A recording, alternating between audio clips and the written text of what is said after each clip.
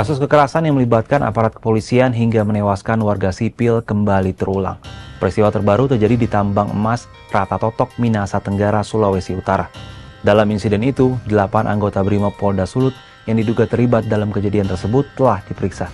Seperti apa duduk perkara kasus kekerasan yang kembali melibatkan Korps Bayangkara ini?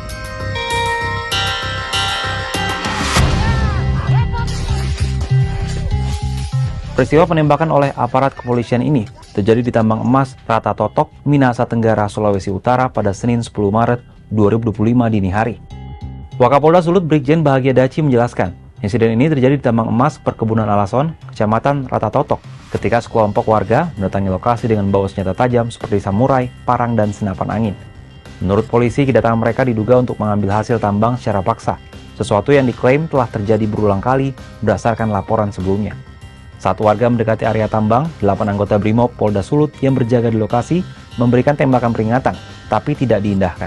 Anggota kita melepaskan tembakan peringatan beberapa kali, dan saat itu masa atau masyarakat yang datang itu tidak bisa dibendung, sehingga anggota kita terdesak dan terjadilah penembakan yang belum kita tahu dan kita melakukan penyelidikan. Akibat peristiwa ini, 1 orang tewas bernama Fedio Tongkoto, sedangkan 2 warga lainnya mengalami luka-luka. Insiden ini langsung diselidiki tim Ditreskrimum dan Ditreskrimsus Polda Sulut, termasuk dengan melakukan otopsi terhadap korban. Sementara itu, Bidang Propam Polda Sulut telah menahan 8 anggota Brimob yang berjaga di lokasi saat kejadian berlangsung. Meski masih diselidiki, kasus ini seakan menambah daftar panjang kekerasan ataupun kasus kriminalitas lainnya yang dilakukan oleh aparat kepolisian.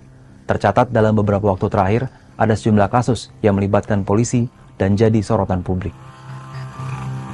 Salah satu kasus yang jadi sorotan publik ialah penembakan terhadap Gama Rizkinata Oktavandi, pelajar SMK di Semarang, Jawa Tengah. Penembakan tersebut terjadi di kawasan Ngalian, Kota Semarang pada Minggu 24 November 2024 dini hari. Tak hanya menewaskan Gama, penembakan dilakukan Robik itu juga menyebabkan 2 pelajar SMK lain terluka di bagian dada dan tangannya. 2 pekan setelah penembakan tersebut, polisi menetapkan Ajun Inspektur 2 Robik Zainuddin sebagai tersangka.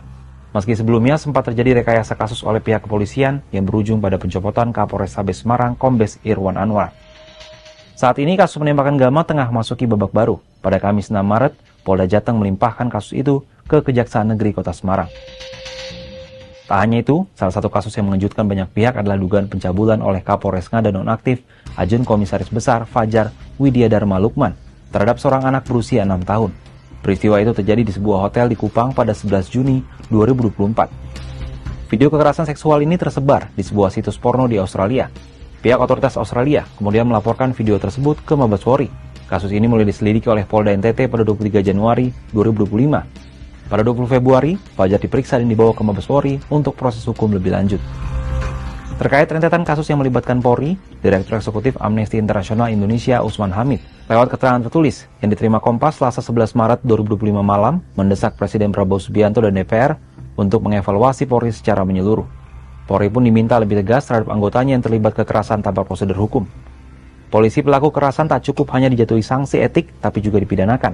Ini penting sebagai efek jerah.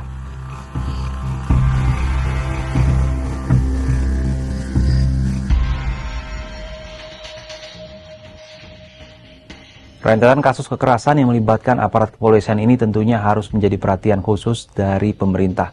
Selain meresahkan, hal ini dapat mengikis kepercayaan publik terhadap kepolisian yang seharusnya bekerja untuk mengayomi dan menjadi pelindung rakyat. Kalau sahabat Kompas, gimana pendapatnya terkait rentetan kasus kekerasan yang melibatkan aparat kepolisian?